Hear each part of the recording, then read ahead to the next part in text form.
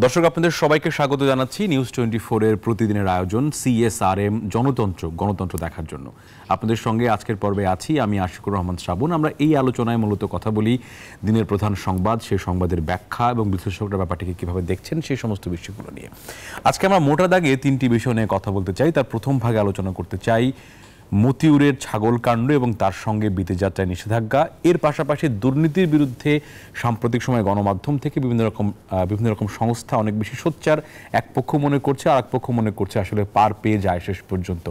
সেটা নিয়ে কথা বলতে চাই। কথা বলার শেষ পর্যায়ে আমরা কথা বলতে চাবো দিল্লিতে যে সম্মেলনটি হয়ে গেল, দুই পক্ষীয় বৈঠক হলো, সেখানে গঙ্গার বিষয়ে চুক্তির নবায়নের বাস্তবতা আছে, তিস্তার ভাগ্যে কি আছে সেই প্রসঙ্গ নিয়ে মমতা বন্দ্যোপাধ্যায় আজকে ক্ষুব্ধ একটি চিঠি পাঠিয়েছেন দিল্লিকে। সে প্রসঙ্গ নিয়ে আলোচনা আছে এবং আলোচনার শেষ ভাগে আমরা কথা বলতে চাই সাম্প্রতিক সময়ে সামাজিক যোগাযোগ মাধ্যম শুরু করে মূলধারা গণমাধ্যম খুললেই যে রাসেল ভাইপারের কথা আসছে, কতটুকু আমরা জানি, কতটুকু অতিরঞ্জন, সে প্রসঙ্গ নিয়ে কথা বলবো। আলোচনার প্রথম ভাগে আলোচনা করতে চাই মতিউর রহমান এবং তার সঙ্গে সঙ্গে দুর্নীতির বাস্তবতা নিয়ে। আমাদের সঙ্গে ভার্চুয়ালি যুক্ত আছেন চট্টগ্রাম বিশ্ববিদ্যালয়ের আইন বিভাগের অধ্যাপক ডক্টর জাকির হোসেন, আপনাকে স্বাগত। এবং আমাদের সঙ্গে স্টুডিওতে আছেন প্রথম আলোর যুগ্ম সম্পাদক সোহরাব হাসান, আপনাকেও স্বাগত জানাচ্ছি। ধন্যবাদ। দর্শক আপনারা আমাদের সঙ্গে আছেন, আপনারা চাইলে আমাদের সামাজিক যোগাযোগ মাধ্যমে আমাদের সঙ্গে যুক্ত হতে পারেন, আপনার প্রশ্ন তর্কযুক্ত উপস্থাপন করতে পারেন, সেখান থেকে প্রশ্ন নিয়ে প্রশ্ন করার চেষ্টা করবো আমরা। ডক্টর জাকির হোসেনের কাছে আমরা আসতে চাই এই প্রসঙ্গ নিয়ে কথা বলার জন্য। আমরা সাম্প্রতিক সময় দেখেছি বেনজিরের পরে মতিউর, মাঝখানে আরও অনেক কর্মকর্তা, পুলিশ কর্মকর্তা, রাষ্ট্রের বিভিন্ন রকম কর্মকর্তাদের কথা আসছে। দুদককে দেখতে পাচ্ছি একটি বড় ভূমিকায় তারা অবস্থান নিয়েছেন। তবে সবচেয়ে দুঃখজনক বিষয় হচ্ছে যে ব্যাপারটি আমরা এখনো নিশ্চিত নই, কিন্তু গণমাধ্যমে ব্যাপারটি অনেক স্পষ্ট করেই বলছেন যে মতিউর রহমান দেশে নেই এবং তারপরে নিষেধাজ্ঞাটি আসলো। আসলে মানে আমরা কি বলতে পারি যে বজ্র আটুনি ফসকা গেরো, নাকি আসলে অন্য কোনো বাস্তবতা এখানে আছে? জাকির হোসেন। জি, ধন্যবাদ আপনাকে। এটি খুবই হতাশা এবং দুঃখজনক। দুর্নীতির যে মাত্রায় পৌঁছে গিয়েছে সেটা যে কোনো মানুষের জন্য, বিশেষ করে বাংলাদেশের নাগরিক হিসেবে আমি অবশ্যই লজ্জাবোধ করি, একথা বলার অপেক্ষা রাখে না। তবে দুর্নীতির বিষয়টি যখনই আসে তখন একটা পাল্টাপাল্টি ব্যবস্থা শুরু হয়ে যায়, যে একে অপরকে দোষারোপ করার জন্য চেষ্টা করি, বা একেবারে সুইপিং একটা কমেন্ট করে বলে ফেলে দিই গণতন্ত্র নির্বাচনের কারণেই এই দুর্নীতির এই অবস্থা। কিন্তু আপনি যদি দেখেন, যখন আমাদের তত্ত্বাবধায়ক সরকারের অধীনে নির্বাচন হয়েছে, সেই নির্বাচনে কিন্তু আমি আবার বলছি, সেই নির্বাচনের সময়ও আমরা 5 বার আমরা দুর্নীতিতে চ্যাম্পিয়ন হয়েছি। ইভেন আপনি দেখেন যে টাকা পাচার হয়ে গিয়েছে সেই টাকা যখন আমরা ফেরত এনেছি সিঙ্গাপুর থেকে, তখনও পরিষ্কার অস্বীকার করা হয়েছে। যেমন এখন আওয়ামী লীগের পক্ষ থেকে কিছু বলা হচ্ছে, আবার যখন বিএনপি ছিল একই কথা বলেছে যে সরকার বা এগুলো মিথ্যা কথা বলছে, যদিও 21 কোটি টাকার মতো প্রায় সিঙ্গাপুরের ব্যাংক থেকে ফেরত আনা হয়েছে পাচার করার অর্থ। আমি আপনাকে একদম তথ্য সহকারে বলছি, United Nation office on drugs and crimes UNODC এবং ওয়ার্ল্ড ব্যাংক মিলে একটা asset recovery book for the practitioner, সেখানে বাংলাদেশের দুর্নীতির কেস স্টাডি হিসেবে উল্লেখ করা আছে ওই বইয়ের ভিতরে, অ্যাসেট রিকভারি হ্যান্ডবুকের ভিতরে। তাহলে আমরা যেটা দেখতে পাচ্ছি সেটা হচ্ছে যে দুর্নীতি এই সময় ছিল, তারও আগে ছিল। আমি যদি একদম অতীতে ফিরে যাই, একদম গত 5000 বছর ইতিহাসের ভিতরে আপনি দেখেন হিন্দু আমলে দুর্নীতি ছিল, এবং হিন্দুদের ধর্মের একটা অন্যতম মূল সূত্র হচ্ছে মনুস্মৃতি, যেটা খ্রিস্টের জন্মের 15 শব্দে অকলিত হয়েছে। সেই মনুস্মৃতি সংকলিত, আমি যেহেতু ল পড়াই, আমাদের এগুলো পড়াইতে হয়, সেই মনুস্মৃতিতে খ্রিস্টপূর্ব 15 শব্দে 124 নম্বর বিধানে বলা আছে, রাজার উচিত যারা অপরাধ প্রবণ কর্মচারীরা যারা উৎকোচ গ্রহণ করে, বিচারের উভয় পক্ষের পক্ষ থেকে উৎকোচ গ্রহণ করে, তাদেরকে নির্বাসনে পাঠানো উচিত এবং তাদের সমস্ত সহায় সম্পত্তি বাজেয়াপ্ত করা উচিত। মানে ওই সময় কথা আমরা সেই উত্তরাধিকার সূত্র ধরে, ইভেন খিলজি এবং তুগলকদের সময় যে প্রশাসনিক এবং রাজনৈতিক দুর্নীতি ইতিহাসে আলোচিত হয়েছে, খিলজি এবং তুগলকদের সময়, সেই ধারাবাহিকতায় আমরা যখন এখানে আসছি, একটি স্বাধীন বাংলাদেশে বঙ্গবন্ধু বারবার দুর্নীতির বিরুদ্ধে অত্যন্ত কঠোর কথা বলেছেন, অবস্থান গ্রহণ করেছেন। কিন্তু আজকে যখন এখানে দেখি যে বঙ্গবন্ধুর সেই দল হাতে গড়া দল ক্ষমতায় আছে, তখন বারবার এই দুর্নীতির বিষয়টি আসছে, সংবাদপত্রে আসা আলোচিত হয়। আমি আপনাকে বলি, সংবাদপত্রে আসতে হবে কেন? আপনার কয়েকটা জায়গা বলে দিই, জানেন, সেখানে পাবেন যে সমস্ত স্কুল কলেজ বিশ্ববিদ্যালয়ে অধিক হারে বেতন আছে, সেখানে আপনি যাই দেখেন যে কারা পড়াচ্ছে, এখানে তার বেতন কত, সে পড়াচ্ছে কত।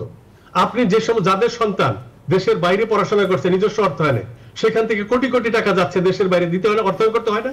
আপনি তখন দেখলেই তো পাবেন প্লট, ফ্ল্যাট, শপিং মল, নতুন করে যুক্ত হয়েছে রিসোর্ট, পুঁজিবাজার, এগুলো আপনার সংবাদপত্র লাগবে না তো, আপনি এখানে খুঁজলে পেয়ে যাবেন যে কারা দুর্নীতিবাজ।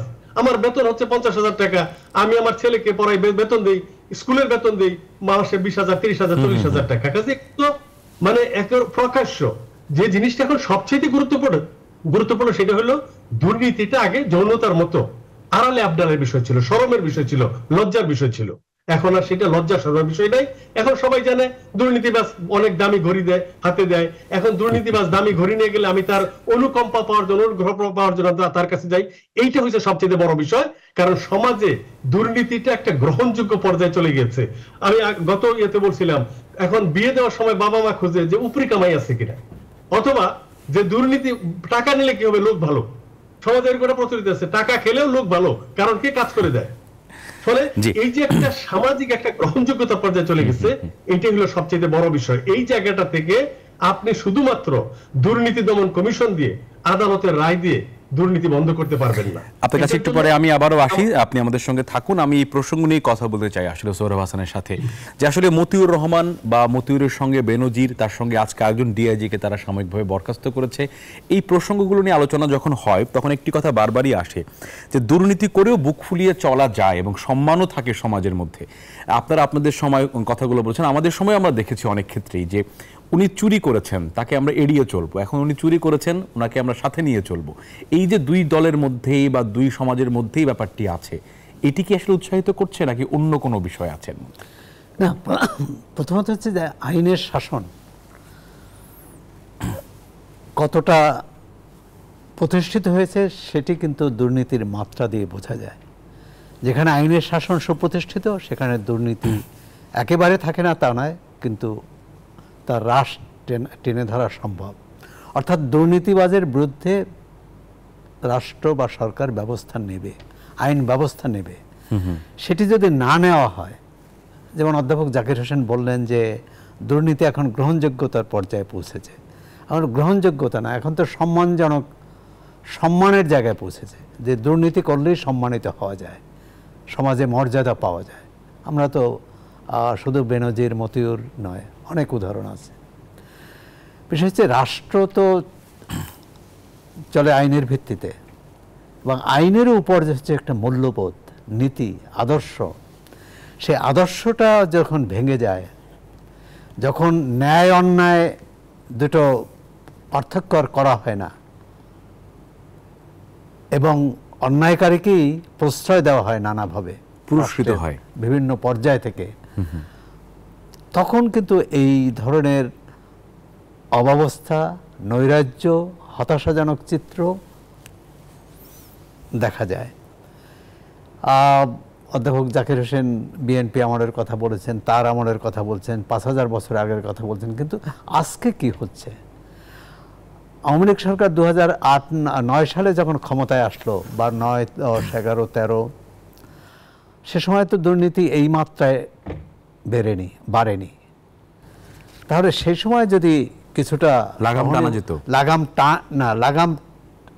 সে সময় কিছুটা লাগাম ছিল, এখন এই লাগামটা ছেড়ে দিল কে?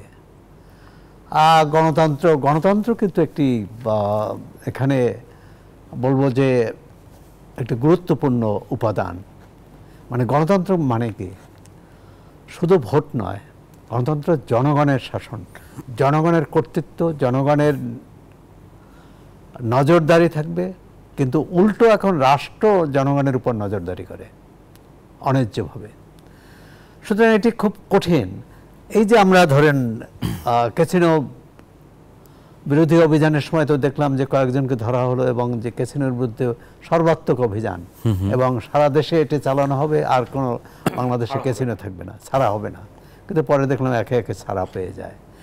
এখন যাদের বিরুদ্ধে অভিযোগ বা যাদের বিরুদ্ধে সরকারও কিছু কিছু পদক্ষেপ নিয়েছে, কিন্তু দেখুন তারা দেশ থেকে চলে যাওয়ার পর ব্যবস্থা, এবং প্রতিটি ক্ষেত্রে এটি তো খুব ভয়াবহ, মানে ভয়াবহ, উদ্বেগজনক।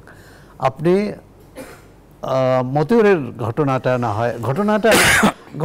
না হয় না, এবং এক্ষেত্রে মূলধারার গণমাধ্যমের চেয়ে, বিশেষ করে মতিউর রহমানের ক্ষেত্রে সামাজিক যোগাযোগ মাধ্যমে কিন্তু এটি ধরিয়ে দিয়েছে। মানে তার তথ্য উপাত্ত, তার নাগরিক সাংবাদিকতা সেটা সামনে নিয়ে এসেছে আসলে। নাগরিক সাংবাদিকতা, অনানুষ্ঠানিক সাংবাদিকতা, আপনার অর্থাৎ জনগণ, সাধারণ আমজনতা। এখন আমজনতার হাতেই সাংবাদিকতা চলে গেছে। রাষ্ট্রটি যদি আমজনতার হাতে চলে যেত তাহলে হয়তো এর লাগাম টেনে ধরা হতো। যে বিষয়টি উদ্বেগের সেটি হচ্ছে যে আমরা প্রতিটি ঘটনায় দেখি যে তারা রাষ্ট্রের সীমানা পার হওয়ার পরে আমরা দেখি যে আমরা আদালতের নিষেধাজ্ঞা, পুলিশের তৎপরতা, নানা কিছু। দেখুন বেনজির আহমেদের বিরুদ্ধে তো বেনজির আহমেদের তার অবৈধ সম্পদ ইত্যাদি, রিসোর্ট ইত্যাদি সম্পর্কে তো কয়েক মাস আগে রিপোর্ট হয়েছে। তখন সরকারের এমন কোনো সংস্থা ছিল না যে এটি নজরদারি করার, এটি খতিয়ে দেখা, এটি তদন্ত করা। দুদক যখন করলো তার এক মাস আগে তিনি দেশ ছেড়ে পালিয়ে গেছে। সুতরাং এটি এখানে রাষ্ট্রের বলবো যে সরকার আন্তরিকতা নিয়ে তো প্রশ্ন উঠতে পারে, মানে উঠছে। এখন এটি সরকার যদি প্রমাণ করতে পারে যে হ্যাঁ অভিযুক্তদের দেশে নিয়ে এসে বিচার করে শাস্তি দিতে পারে, সেটা একটু কঠিন ব্যাপার নয়। দেশে থাকতে অবশ্যই দুরূহ ব্যাপার, মানে অসম্ভব ব্যাপার। কারণ তারা এখন হ্যাঁ দু একজন নূর হোসেনকে এনেছে। নূর হোসেন পালিয়ে গেছিল, 7 খুন হত্যা মামলার প্রধান আসামি, তাকে নিয়ে এসেছে। ভারতের সাথে আমাদের চুক্তি, বন্দী প্রত্যার্পণ চুক্তি আছে। আর এরা যেসব দেশে গেছে তো চুক্তি নেই। ধারণাটা খুবই কঠিন এবং ওই দেশের সম্মতির প্রয়োজন হবে। সেটি অসম্ভব পর্যায়ে চলে যাবে। একটু আমি জাকির হোসেনের সাথে কথা বলে আসি প্রসঙ্গ নিয়ে। ব্যাপারটা কি আসলে আমরা এইভাবে দেখব কি না, সেটি হচ্ছে যে এই মেয়াদে সরকার ক্ষমতায় আসার পরে আমরা সুশাসন শব্দটি বারবারই শুনছিলাম, গণমাধ্যমেও আসছিল যে আসলে এত দীর্ঘমেয়াদে সরকারে আছে, সুশাসন প্রতিষ্ঠা করাই এখনো একটি বড় চ্যালেঞ্জ হবে। এই পদক্ষেপগুলো কি আসলে সুশাসনের প্রতি একটি ইঙ্গিত? আবার এটিও আসলে আছে যে আমরা কেন ছেড়ে দিয়ে আবার ধরতে যাচ্ছি, কেন আসলে দুর্বল হয়ে যাচ্ছি আমরা ক্ষমতা প্রয়োগ করার ক্ষেত্রে? জাকির হোসেন। জি, আপনি দেখুন সোহরাব ভাই বলতেছিলেন যে আইনের শাসনের কথা বলতেছিলেন। আপনি কি মনে করেন যে সুইজারল্যান্ড আইনের শাসনের অভাব আছে, যুক্তরাষ্ট্র আইনের শাসনের অভাব আছে? কিন্তু সমস্ত চোররা টাকা নিয়ে জমা করে সুইজারল্যান্ডে, সব জিনিস হয়তো আশ্রয় দিচ্ছি। এটা গণতান্ত্রিক র্যাঙ্কিং এ 1 নম্বর 2 নম্বর দেশ, সুশাসনের দেশ, কিন্তু সব টাকা তারা সব জানে। যুক্তরাষ্ট্র কি জানে না এই টাকা যাচ্ছে এখান থেকে? মালয়েশিয়া কি জানে না? সিঙ্গাপুর কি জানে না? সব জেনে শুনে তারা করছে। এটাকে মূল বিষয়টা ওই জায়গাতে নয়। আমার বাংলাদেশে যে ঘটনাটি ঘটছে সেই ক্ষেত্রে সেখানে হচ্ছে, আমি বারবার বলবো যেভাবেই করেন না কেন আপনারা বিবেচনা করেন, যে পর্যন্ত এই দুইটা দলের ভিতরে যে রাজনৈতিক বিবাদ চলছে, সেই বিবাদ একটা জায়গার ভিতরে আপনি যদি না আসেন যে না যে অপরাধ করবে সে অপরাধের বিচার হবে। কিন্তু আমার নীতিটা হচ্ছে আমার লোক অপরাধ করলে আমি বলবো বিচার এটা ফরমাইশি রায়, কিন্তু আরেকজনকে বলবো যে এই সরকার তাদেরকে ছেড়ে দিছে। এই জায়গা থেকে যতক্ষণ না বের হবেন, সামাজিক যোগাযোগ মাধ্যমে একটা ফানি ভিডিও দেখার হয়, দেখবেন। আমি ব্যক্তিগতভাবে অন্যভাবে বিশ্লেষণ করি। স্বামীর সাথে বিরক্ত হয়ে স্বামী এবং তার ব্যাগ কাপড় চোপড় সহ স্ত্রী বের করে দেয়, ফেলে দেয়। পাশের বাসায় এক মহিলা আছে, সে যখন স্বামীকে নিয়ে যেতে চায় তখন সে আবার স্বামীকে নিজের ঘরে নিয়ে যায়। অর্থাৎ আপনি এমন একটি ব্যবস্থা তৈরি করেছেন, আমি সোহরাব ভাই ভালো বলতে পারবেন, 90-এর গণ আন্দোলনের পর 3 জোটে রূপরেখার পর আমি দেখেছি ঢাকা শহরের ভিতরে মিছিল নিয়ে এক দলের কাছে গিয়েছে, সেই দল বলেছে যে না আপনার রেকর্ড ভালো নয়, সরকারি কর্মকর্তা। সে ওইখান থেকে মিছিলটা ঘুরে আরেক দলের কাছে গিয়েছে, সেখানে নমিনেশন পেয়েছে, শুধু নমিনেশন পায় না, মন্ত্রী হয়েছে। এই যে মানসিকতাটা, এইটাকে বহাল রেখে আপনি আদালতের কথা বলবেন, বাইরের কথা বলবেন, সেটা হবেই। কাজেই আদালতের কাছে যতক্ষণ না যাচ্ছে ততক্ষণ নিষেধাজ্ঞা দিচ্ছে না। আর সবচেয়ে বড় বিষয় আমি বারবার বলছি, এই দুইটা জায়গাতে একটা জায়গায় দুইটা দলকে একটি জায়গায় আসতে হবে যে আমরা কোন দুর্নীতিবাজকে আশ্রয় দিব না। আজকে আপনি এখানে কেন ধরছেন? আপনি নাগরিক সাংবাদিকতা দরকার হবে কেন? সরকারি কর্মচারীদের আইন আছে, তাদের বছর বছর সম্পদের হিসাব দিতে হবে। আপনি হিসাবটা নেন, হিসাবটা নিলে তো বের হয়ে যাবে, 1 নম্বর। 2 নম্বর আরেকটা জিনিস দেখেন, মতিউর রহমান তো টাকা নিজে ছাপায় নাই, ব্যাংক থেকেও টাকা মেরে দেয় নাই। এই টাকাটা কারা দিয়েছে? আমরা যারা ট্যাক্স ফাঁকি দেওয়ার চেষ্টা করেছি, ব্যাট ফাঁকি দেওয়ার চেষ্টা করেছি, এক্সাইজ ফাঁকি দেওয়ার চেষ্টা করেছি, তারা এই টাকাটা তাদেরকে দিয়েছে। এটা কাজে এখানে পারস্পরিক সম্পৃক্ত আছে। ওই এই যে লিয়াজুটা আছে, এই নেক্সাসটা যদি ভাঙতে যান তাহলে এখানে আমি বলছি যে একটা সামাজিক আন্দোলন গড়ে তুলতে হবে। একটা সময় ছিল সারা বাংলাদেশে গাছ কেটে ফেলতো, এখন সামাজিক আন্দোলনের পরিপ্রেক্ষিতে দেখবেন যে নিজের আঙ্গিনার ভিতরে নানান রকমের ফল চাষ করছে, বিদেশি ফলের চাষ হয়ে যাচ্ছে। কাজে একটি সামাজিক আন্দোলন গড়তে হবে, একটা ধাক্কা দিতে হবে। আদমরাদের ঘামের তুই বাঁচা, এছাড়া কোনো বিকল্প আর কি নাই। ধন্যবাদ জানাচ্ছি আপনাকে ধন্যবাদ জানাই। সোহরাব হাসানের কাছে অল্প করে শুনবো বিরতিতে যাওয়ার আগে। আসলে সামাজিক আন্দোলনের কথা বারবারই আসছে, আসলে এই সমাজে কি আসলে সামাজিক আন্দোলন করার মতো সামাজিক বাস্তবতা এখন আছে নাকি? না, সামাজিক আন্দোলন যে একেবারে নেই তা নয়, বিভিন্ন ক্ষেত্রেই কিন্তু আমরা দেখি। আপনি পরিবেশ রক্ষার ক্ষেত্রে বলুন, আপনি নদী রক্ষার ক্ষেত্রে বলুন, মানুষ তো রাস্তায় নামে, মানুষ মানববন্ধন করে এবং অনেক ক্ষেত্রে সফলও হয়। সেক্ষেত্রে হচ্ছে রাষ্ট্রের দৃষ্টিভঙ্গিটা কি, রাষ্ট্র এটি কি দুর্নীতি কমাতে চায়? কি মনে হচ্ছে আপনার, এখন দুর্নীতি কমাতে চাচ্ছে তারা? কোন রকম শুভ লক্ষণ আছে? এখন পরিস্থিতি এমন হয়েছে, চাইলেও হয়তো পারবে কিনা এ ব্যাপারে যথেষ্ট সংশয় আছে। কেননা এই দুর্নীতিবাজরা এত ক্ষমতাধর হয়েছে।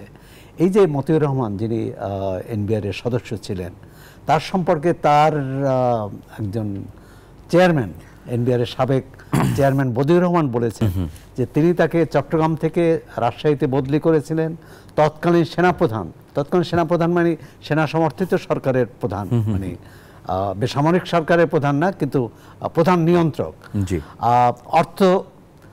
অর্থ উপদেষ্টা এবং আরও ৩-৪ জন জেনারেল, চট্টগ্রাম বন্দরের চেয়ারম্যান সহ অনেক প্রভাবশালী ব্যক্তি তদবির করেছিলেন। কেন তদবির করেছিলেন বা কিভাবে আলোচনা আসছে, যেভাবে আতাতের কথা বলছে, কিভাবে তিনি এইসব লোককে প্রভাবিত করতে পারলেন।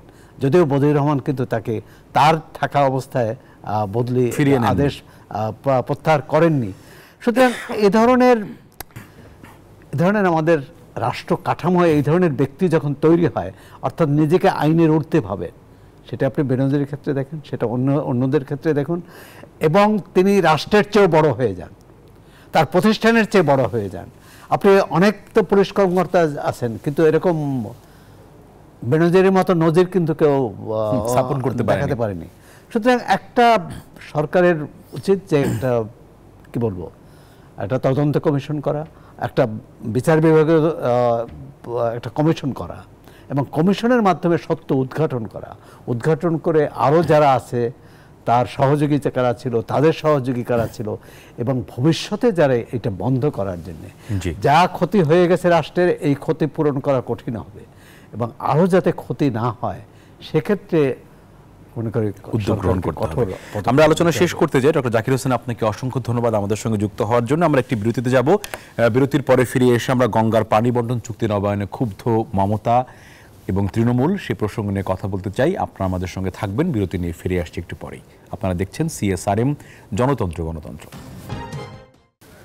দর্শক, আপনাদেরকে আবারও স্বাগত জানাচ্ছি। আপনারা দেখছেন CSRM জনতন্ত্র গণতন্ত্র। আলোচনার এই পর্যায়ে কথা বলতে চাই আমরা গঙ্গার পানি বন্টন চুক্তি নবায়নের প্রসঙ্গে। পশ্চিমবঙ্গের মমতা বন্দ্যোপাধ্যায়ের ক্ষুব্ধতা এবং তার সঙ্গে কঠোর ভাষায় কেন্দ্রকে চিঠি, সে প্রসঙ্গ নিয়ে আলোচনা করতে চাই। আমাদের সঙ্গে ভার্চুয়ালি যুক্ত আছেন মুন্সি ফয়েজ আহমেদ, সাবেক রাষ্ট্রদূত এবং কূটনীতিক। আপনাকে স্বাগত আলোচনায়। এবং আমাদের সঙ্গে স্টুডিওতে আছেন প্রথম আলো যুগ্ম সম্পাদক সোহরাব হাসান। আমরা যে প্রসঙ্গ নিয়ে একটু কথা বলতে চাই, গঙ্গার পানি বন্টন চুক্তি নবায়ন এবং চিঠিটি নিশ্চয়ই আপনি দেখেছেন, আমার গণমাধ্যমে সেটি পড়লাম। তিনি বলেছেন যে আসলে বেশ ক্ষুব্ধ তিনি মতামত পোষণ করেছেন এবং সেক্ষেত্রে আসলে কেন্দ্র, রাজ্য এবং তার সঙ্গে বাংলাদেশের হিস্সা, এই প্রসঙ্গ নিয়ে আসলে আপনার ব্যাখ্যাটা একটু জানতে চাই মুন্সি ফয়েজ আহমেদ। এটা আগেও দেখেছি যে পানি বন্টনের বিষয়, আমাদের সাধারণ নদীর পানি বন্টনের বিষয়ে বিভিন্ন সময় বিশেষ করে পশ্চিম বাংলা তাদের নেতিবাচক মতামত দিয়েছেন কোন কোন ক্ষেত্রে। তো সেই জন্য অনেক সময় এগুলো বাধাগ্রস্ত হয়েছে আমাদের এই বিভিন্ন চুক্তি করার। এক সময় যখন আমাদের গঙ্গা চুক্তির বিষয় ছিল, সেখানেও তাদের পক্ষ থেকে এক সময় বাধা ছিল, পরবর্তীতে সেই বাধা দূর হয়ে আমরা গঙ্গা চুক্তি করেছি। গঙ্গা চুক্তি 30 বছর হয়ে যাওয়ার পরে এখন 26 সালে যে এটা নবায়ন হবে, সেখানে আমরা একটু আগে জানি যে মমতা ব্যানার্জির বাধার কারণে আমরা তিস্তা হচ্ছে না, পানি বন্টন চুক্তি করেও সেটা চুক্তি মোটামুটি চূড়ান্ত করেও শেষ পর্যন্ত সেটা সই করতে পারিনি। তো সেই ইতিহাস তো আছে, সুতরাং একেবারে আশ্চর্য হওয়ার কিছু নেই, কিন্তু কতগুলো বিষয় এখানে চিন্তা করার আছে। এখনো আমাদের আরো 2 বছর সময় আছে গঙ্গা চুক্তি নবায়নের বিষয়।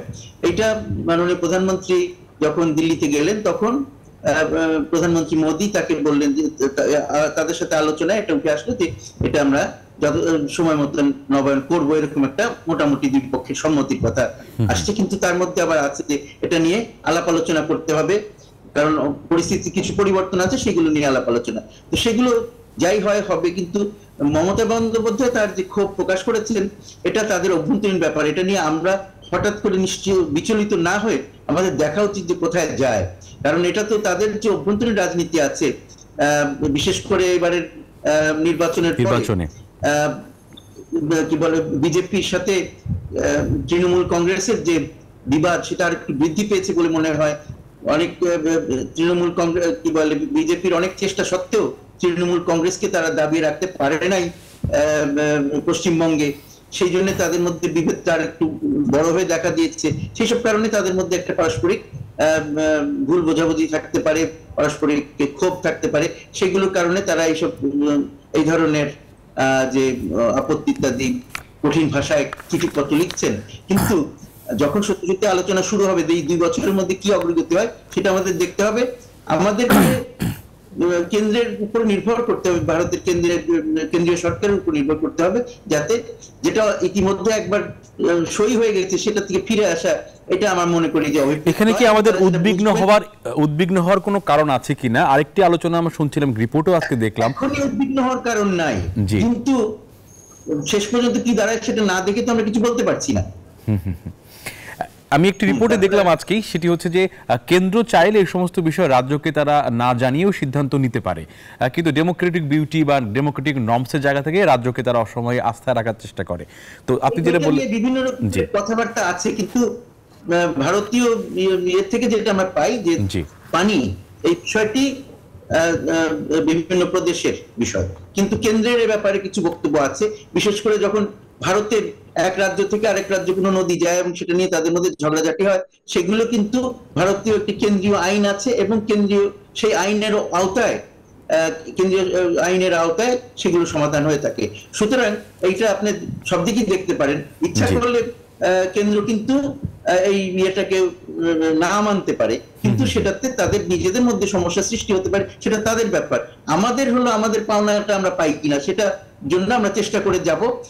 সেরকম যদি প্রয়োজন পড়ে, যদি আমরা মনে করি যে এতে কাজ হবে, তাহলে আমরা আমাদের ওইভাবে চিন্তা করা উচিত না যে না আমরা খালি কেন্দ্রের সাথে আলাপ আলোচনা করবো।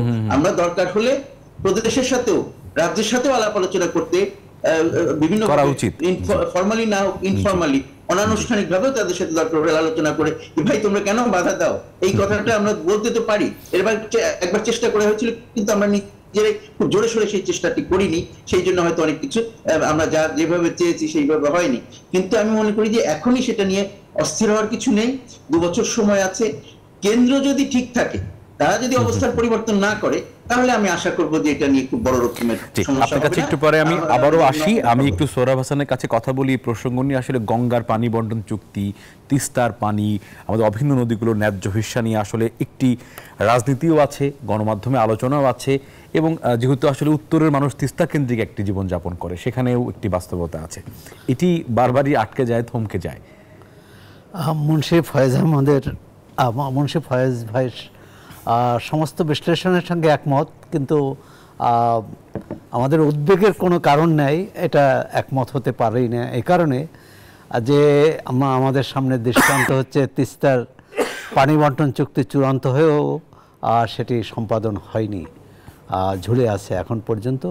এবং এবারের সফরে তো এই তিস্তার পানি বন্টন নিয়ে কথাই হয়নি, যেটি নতুন একটি প্রকল্প যে তিস্তার ব্যবস্থাপনার ক্ষেত্রে অর্থাৎ পানি সংরক্ষণের ক্ষেত্রে কি করা যায় ভারত, এটা হচ্ছে নতুন করে আলোচনা শুরু।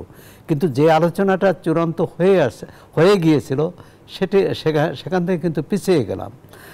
উদ্বেগের কারণ এ কারণেই যে যদি ভারতের কেন্দ্রীয় সরকার এবং রাজ্য সরকার রাজি না হয়, তাহলে গঙ্গার চুক্তি কিন্তু নবায়ন হওয়া কঠিন হবে। গঙ্গার পানি বন্টন চুক্তি যে আমরা করতে পেরেছি, সেখানে কিন্তু ভারত পশ্চিমবঙ্গের তৎকালীন মুখ্যমন্ত্রী জ্যোতি বসুর একটা অগ্রণী ভূমিকা ছিল। বলা যায় যে তার অগ্রণী ভূমিকার কারণেই দিল্লিকে তিনি রাজি করিয়েছিলেন। তখন আইকে গুজরাল ছিলেন প্রধানমন্ত্রী, দেবগৌড়া প্রথম, পরে আইকে গুজরাল ছিলেন। আর সুতরাং এক ধরনের কেন্দ্র এবং রাজ্য এই বিবাদের মধ্যে আমরা যেতে চাই না। অবশ্যই ফয়েজ ভাই যথার্থ বলেছেন, কিন্তু আমাদের তীক্ষ্ণ নজর রাখতে হবে এই বিবাদের শিকার আমরা না হই। অর্থাৎ কেন্দ্র তো তখন বলতে পারবে, 2 বছর সময় আছে ঠিক, কিন্তু আমাদের পর্যবেক্ষণ আলোচনা করতে হবে। হ্যাঁ, তখন তো দিল্লি বলতে পারে যে আমি তো চেয়েছি, পারিনি। তিস্তার ক্ষেত্রে কিন্তু তাই বলেছেন। এমনকি ভারতের প্রধানমন্ত্রী কিন্তু বলেছেন যে আমার এবং শেখ হাসিনার সরকারের আমলেই এই চুক্তি বাস্তবায়ন হবে। তো তিনি যে কথা যে অঙ্গীকার করলেন সেটা কোথায়, এই প্রশ্ন থাকবেই। আর শুধু এই দুটো নদী না, তো অভিন্ন 54টি নদী আছে, তার 3টি হয়তো মিয়ানমারের সাথে।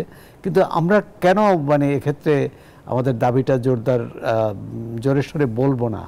এবং এই ক্ষেত্রে আমাদের যে দুর্বলতা, ভারতে যে কোনো পররাষ্ট্র নীতির ক্ষেত্রে কিন্তু সবাই একযোগে এক কথা বলে, সরকারি দল বিরোধী দল যে যেখানেই থাকুক না কেন, পররাষ্ট্র নীতির ক্ষেত্রে তাদের মধ্যে এই কি বলে মতভেদ পার্থক্য না। কিন্তু আমাদের এখানে আওয়ামী লীগ যা করতে চাইবে বিএনপি বিরোধিতা করবে, বিএনপি যা করতে চাইবে আওয়ামী লীগ বিরোধিতা করবে। এবং শুধু তাই নয়, এমনকি যারা বুদ্ধিজীবী, যারা বিশেষজ্ঞ, কূটনীতিক, তাদের মধ্যেও কিন্তু এই বিভাজনটা তীব্র। সুতরাং সাংবাদিক, আর সুতরাং আমি মনে করি যে আমাদের একটা জাতীয় ঐকমত্য প্রয়োজন, যে আমরা ভারতের ব্যাপারে, চীনের ব্যাপারে বা অন্য যে কোনো রাষ্ট্রের ব্যাপারে আমাদের অবস্থানটা কি হবে, যে কোনো বিষয়ে, সেটি বাণিজ্য ঘাটতির ক্ষেত্রে হোক, অভিন্ন নদীর পানি হিস্যার ক্ষেত্রে হোক, অথবা যোগাযোগের ক্ষেত্রে। এবং যেটা হচ্ছে যে তাহলেই কিন্তু আমাদের মধ্যে জাতীয় ঐকমত্য থাকলেই আমরা আমাদের যে ন্যায্য দাবি আদায়ের পথটা সুগম হবে। আর যদি সেটা না থাকে তাহলে কঠিন। মুন্সি ফয়েজ আহমেদের কাছে আমি বিরতিতে যাওয়ার আগে একটু আসতে চাই, কথা বলতে চাই। আমাদের ডিপ্লোম্যাটিক চ্যানেল থেকে আসলে এই 2 বছরের কি কোনো ধরনের পরিকল্পনা বা কর্মকাণ্ড করলে আমরা রাজ্য এবং কেন্দ্রকে সন্তুষ্ট করে আমাদের পানি হিস্যা নিতে পারবো, কোনো প্রস্তাবনা বা কোনো পরামর্শ আছে কিনা আপনার? আমাদের যেটা সোহরাব ভাই বললেন যে তীক্ষ্ণ নজর রাখতে হবে, সেইটা খুব গুরুত্বপূর্ণ কথা। আমাদের কি হচ্ছে, কে কি করার চেষ্টা করছে, সেগুলো বোঝার চেষ্টা করতে হবে। আর 2 বছরে যে আমরা ডিপ্লোম্যাটিক্যালি নতুন কিছু খুব বেশি করার কিছু নাই আমাদের, এক্সেপ্ট যে আমরা যদি মনে করি যে রাজ্য উল্টো কথা বলার চেষ্টা করছে, তাহলে সেই রাজ্যের সাথে আমাদের আনুষ্ঠানিক হলেও এক ধরনের যোগাযোগ স্থাপন করা দরকার, যে যাতে তারা আমাদের বিরোধিতা না করে, আমাদের প্রতি বিরূপ আচরণ না করে, সেইটা চেষ্টা করতে হবে। সবসময় যে আমরা সাফল্য পাবো সেটা নয়, কিন্তু চেষ্টাটা না করে যদি আমরা বলি যে না এটা হয় নাই, যে কেন্দ্র আর কি বলে ভারতের কেন্দ্র এবং রাজ্যের বিরোধের কারণে আমরা সেখানে হস্টেজ হয়ে গেছি, করতে পারিনি, কিন্তু আমরা আমাদের যে সব চেষ্টা করার সম্ভব সেই চেষ্টাগুলোকে আমরা করলাম, সেই দিকে আমার কথা যে আমাদের সেই চেষ্টাগুলো করা, আর বেশি সাঁকো না নাড়ানো। আমাদের চেষ্টা হবে যে এখন যাতে নতুন কিছু না চেয়ে যা আছে সেইগুলোর উপরে ভিত্তি করে আমরা নবায়ন করতে পারি কিনা সেই দিকে দৃষ্টি রেখে আমাদের চেষ্টা চালিয়ে যেতে হবে। ভারতের সাথে সম্পর্ক সব দিকে যদি ভালো থাকে, তাইলে খামাখা তারা আমাদেরকে কষ্ট দিতে চাইবে না এই ব্যাপারে, যেটা ইতিমধ্যে একটা স্ট্যাবলিশড একটা চুক্তি আছে, সেই চুক্তিটাকে নবায়ন, এটার এক অবস্থা। আর নতুন একটা চুক্তি করা, সেটার আরেকটি অবস্থা। সুতরাং আমি মনে করি যে এখনই খুব চিন্তিত হওয়ার কারণ নাই, কিন্তু যখন সময় আসবে তখন আমাদেরকে ততদিন আমাদেরকে খেয়াল রাখতে হবে, এবং তখন যে প্রয়োজন মতন তৎপরতা চালানো। আর এখানে একটা খুব গুরুত্বপূর্ণ বিষয় আছে, যে আমাদের যে যারা এক্সপার্টস আছেন এই নদীর এবং পানি অববাহিকা এই সব ব্যাপারে, তাদেরকে কিন্তু চুপ করে বসে থাকলে হবে না, তাদের সবসময় আপডেটেড থাকতে হবে।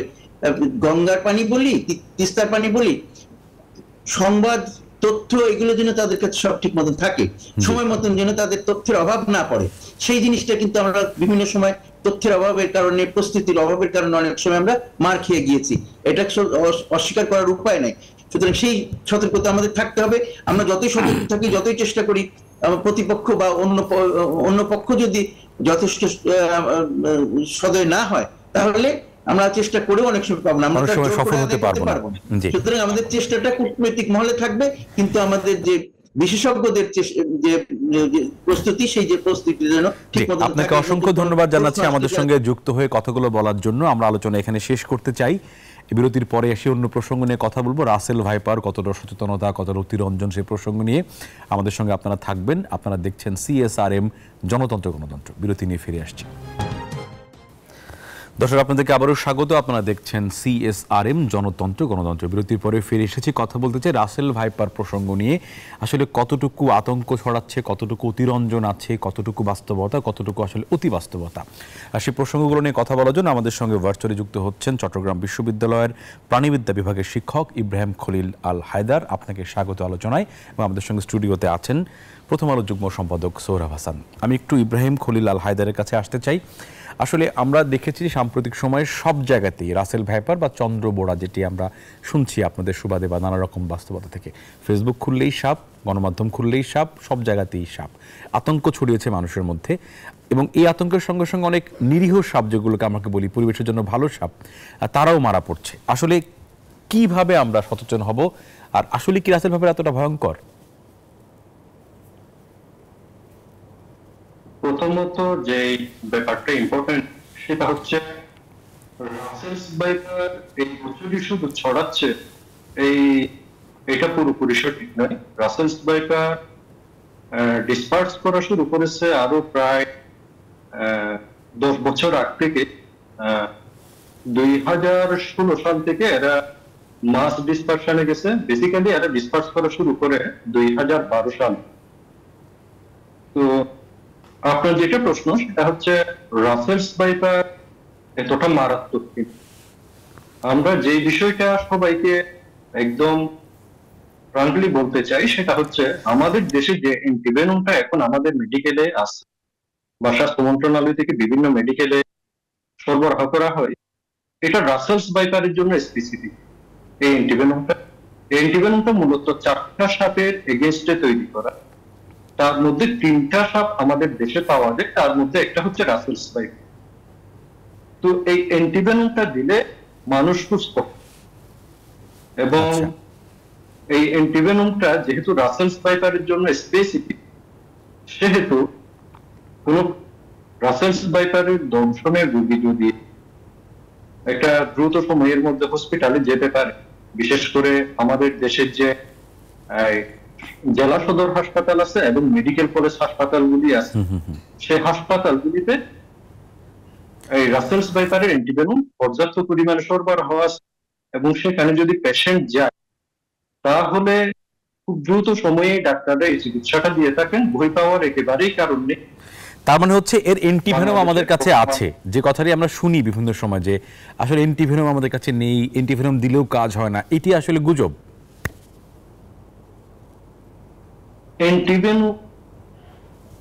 অ্যান্টিভেনম দিলে কাজ হয় না, এটা পুরোপুরি সত্য নয়। অ্যান্টিভেনম দিলে কাজ জি, এবং মানুষ সুস্থ হয়।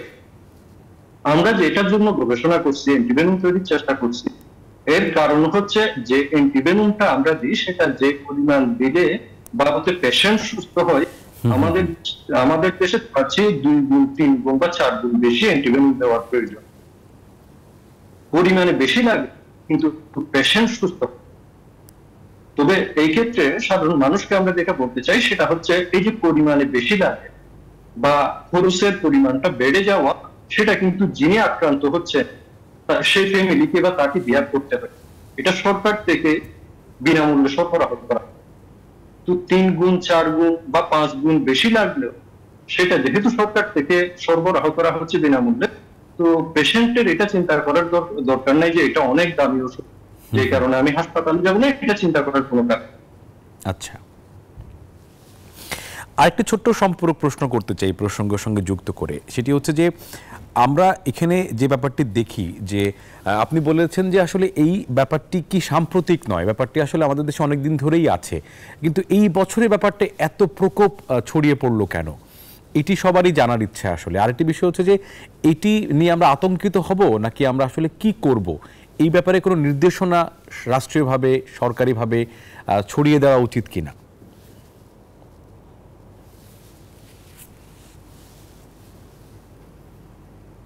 রাসেলস বাইপার যেটা বলছিলাম অনেক আগ থেকে ছড়িয়ে পড়া শুরু করেছে। আপনার প্রশ্ন হচ্ছে এই বছরই কেন এত বেশি এটা আলোচনায় আসলো আসলে? এর কারণটা আমার চেয়ে আপনারাই বেশি জানেন, কারণ আপনারা কিভাবে এইভাবে নিউজগুলি ছড়ায়, কিভাবে আলোচনাগুলি শুরু হয়, এগুলি যারা মিডিয়া পার্সন তারা আমাদের চেয়ে ডেফিনেটলি ভালো জানেন। তবে আমি যেটা বলতে পারি সেটা হচ্ছে এখানে রাসেলস বাইপার যে ডিসপার্স হচ্ছে, এখানে যারা স্টেক হোল্ডার আছে, বিশেষ করে যারা সাপ সংরক্ষণ বা সাপ ব্যবস্থাপনা অথবা সর্পদংশন ব্যবস্থাপনা নিয়ে কাজ করেন, ওনাদের কিছু বিষয়ে উদ্যোগ নিতে হবে। যেমন আমরা সাধারণত যে বিষয়টা জানি রাসেলস বাইপার শুধু নদী পথে ছড়াচ্ছে, এটা পুরোপুরি সত্য নয়। রাসেলস বাইপার নদী পথে ছড়াচ্ছে, যেটা আমরা পদ্মা অথবা মেঘনা অববাহিকায় আমরা দেখতে পাই, পদ্মা এবং মেঘনা নদীর তীরবর্তী জেলাগুলিতে। এর বাইরেও রাসেলস বাইপার স্থলপথেও বিস্তৃতি লাভ করছে, এবং সেটা আমরা বিশেষ করে দেখতে পেয়েছি কুষ্টিয়া থেকে মেহেরপুর, চুয়াডাঙ্গা, ঝিনাইদহ হয়ে যশোর হয়ে যখন সাতক্ষীরা পর্যন্ত পৌঁছে গেছে, এই পুরো পথে রাসেলস বাইপার স্থলপথ ইউজ করে। তো রাসেলস বাইপার স্থলপথ ছড়াচ্ছে, তো মাঝখানে কিছু জায়গা খালি ছিল, কিছু জেলা যেমন রিসেন্টলি নড়াইলে পাওয়া গেছে, এরপরে ওখানে মাগুরা, খুলনা, বাগেরহাট এই জেলাগুলিতে এখনো পর্যন্ত রাসেলস বাইপার পাওয়া যায়নি। তবে রাসেলস বাইপার যেহেতু নদীর পথের পাশাপাশি স্থলপথেও ছড়াচ্ছে, সেসব জেলাগুলিতেও রাসেলস বাইপার পাওয়া যাওয়ার সমূহ সম্ভাবনা। জি, ধন্যবাদ জানাচ্ছি। আমি আপনার কাছে একটু পরে একটু আসার চেষ্টা করি, আলোচনা একেবারে শেষ পর্যায়ে আমরা আছি। সোহরাব হাসানের কাছে অল্প একটু মন্তব্য শুনতে চাই। আমরা আসলে বিশেষজ্ঞ নই, তারপরেও আসলে এই ব্যাপারটি তো মহাকাণ্ড ঘটে গেছে আসলে। না, সেক্ষেত্রে ধন্যবাদ। এবং স্যার যেভাবে বললেন তিনি বিশেষজ্ঞ, তিনি এ ব্যাপারে অভিজ্ঞ বিশেষজ্ঞ, এবং তার পরামর্শগুলো আমাদের শোনা উচিত। প্রথমত হচ্ছে এটা নিয়ে যে গুজব ছড়ানো, এটা নিয়ে যে একটা জনমনে আতঙ্ক তৈরি করা, এবং কোনো এলাকায় দেখেছি যে স্থানীয় নেতারা, আওয়ামী লীগের নেতারা, তারা প্রকাশ্যে সাপ মারার কি বলে নির্দেশ অভিযানে নামছে এবং পুরস্কার ঘোষণা করেছে। সুতরাং এর থেকে অবিলম্বে বিরত থাকা উচিত। স্থানীয় জনপ্রতিনিধি, প্রশাসন এবং বিশেষজ্ঞ যেখানে থাকে বা চিকিৎসক, তাদের একটা সম্মিলিত কমিটি, তাদের সমন্বয়ে একটা কমিটি হতে পারে, যে কমিটি জনগণকে সচেতন করবে। আর দ্রুত মানে কি কি করণীয়, যে বিষয়টি আপনি স্যারের কাছে জানতে চাইলেন, আর কি কি করণীয়, সেটা একটা সরকার তো এটা নির্দেশনা দিতে পারে, সরকার পত্রিকার মাধ্যমে, টেলিভিশনের মাধ্যমে, এমনকি সামাজিক যোগাযোগ মাধ্যমেও তার যে এগুলো করা উচিত বা এগুলো করা উচিত নয়। দ্রুত, এটা অন্য সাপের ক্ষেত্রেও সত্য যে দ্রুততম সময়ে রোগীকে চিকিৎসা করা বা প্রতিষেধক দেয়া। স্থানীয় স্বাস্থ্যকেন্দ্রে অ্যান্টিভেনম কতটুকু আছে সেটি, এই তথ্যটি প্রকাশ করা মনে হয় উচিত। না, সেটা উচিত, এবং কি করণীয়। আর আমাদের প্রত্যন্ত অঞ্চল যেখানে ধারণা করা হয় যে সাপের মানে প্রকোপ বেশি, সেখান থেকে কত দ্রুত স্বাস্থ্যকেন্দ্রে নেওয়া যেতে পারে, বা এই ইউনিয়ন পর্যায়ে এই প্রতিষেধকগুলো নিয়ে যাওয়া যায় কিনা। আমার মনে হয় যে ব্যাপারে একটা করোনা আমরা মোকাবেলা করতে পেরেছি। সুতরাং এই রাসেল ভাইপার মোকাবেলা করতে পারবো না তা নয়, আবার প্রাণী দেখলেই তাকে হত্যা করতে হবে। তো অনেক রকম হয় যে এটি যে খুব ভয়ঙ্কর তাও তো কোনো বিশেষজ্ঞ বলেননি। এটা হচ্ছে মানে কি বলে এক শ্রেণীর মানুষের প্রচার বা আতঙ্ক সৃষ্টি। তার থেকে বিরত থাকা উচিত, আমাদের সচেতন হতে হবে। অবশ্যই এই বিপদ এড়িয়ে চলতে হবে। একদমই শেষ পর্যায়ে আমি 1 মিনিট সময় আমাদের হাতে আছে, ইব্রাহিম খলিল আর হায়দারের কাছে একদম শেষ প্রশ্ন করতে চাই আমরা। সেটা হচ্ছে স্থানীয় স্বাস্থ্যকেন্দ্রগুলো কতটুকু প্রস্তুত এই সাপের সঙ্গে মোকাবেলা করার জন্য, আর মানুষ আসলেই ব্যাপারটি কতটুকু জানতে পারে? 1 মিনিট যদি আপনি আমাদেরকে একটু বলেন, আপনার গবেষণা কি বলে? আমাদের উপজেলা পর্যায়ে যে হাসপাতালগুলি আছে সেগুলিতে সর্পদংশনের পুরোপুরি চিকিৎসা দেওয়াটা সম্ভব হয় না, কারণ সর্পদংশনের চিকিৎসা দিতে গেলে শুধুমাত্র অ্যান্টিভেনম থাকলে হয় না, এর পাশাপাশি দুইটা সুবিধা প্রয়োজন। একটা কিডনি ডায়ালাইসিসের সুবিধা আর একটা রেসপিরেটরি ভেন্টিলেশনের সুবিধা। যেই কারণে আমরা উপজেলা লেভেল হসপিটালগুলিতে কোনো সর্পদংশনের চিকিৎসাটা অ্যাভেলেবেল করতে পারিনি। তবে এখন যে পলিসিটা সরকার গ্রহণ করছে সেটা হচ্ছে কোন সর্পদংশনের রোগী যদি উপজেলা সদর হাসপাতাল উপজেলা হাসপাতাল থেকে 1 ডোজ অ্যান্টিভেনম সদর হাসপাতালে প্রেরণ করে দেব, তাহলে যে চিকিৎসাটা 1 ঘন্টা বা 2 ঘন্টা পরে শুরু হওয়ার কথা সেটা 1 থেকে 2 ঘন্টা আগে শুরু হয়ে যাবে, এবং পরবর্তী যে স্নেক বাইটের ম্যানেজমেন্ট, সে ম্যানেজমেন্ট যদি সে সদর হাসপাতাল অথবা মেডিকেল কলেজ হাসপাতালে গিয়ে সে পায়। ধন্যবাদ জানাচ্ছি আপনাকে আমাদের সঙ্গে যুক্ত হয়ে কথাগুলো শেয়ার করার জন্য, কারণ এগুলো আসলে খুবই জরুরি একটি তথ্য যেটি মানুষের জানা দরকার। আজকে এখানে শেষ করতে চাই, একই সঙ্গে শেষ করতে চাই আজকের আলোচনা, এবং সোহরাব হাসানকে ধন্যবাদ জানাই, ধন্যবাদ জানাই ইব্রাহিম খলিল হায়দারকে আমাদের সঙ্গে যুক্ত হওয়ার জন্য। আপনারা আমাদের সঙ্গে থাকবেন, দেখবেন নিউজ 24। এতক্ষণ দেখছিলেন CSRM জনতন্ত্র গণতন্ত্র। শুভরাত সবাইকে।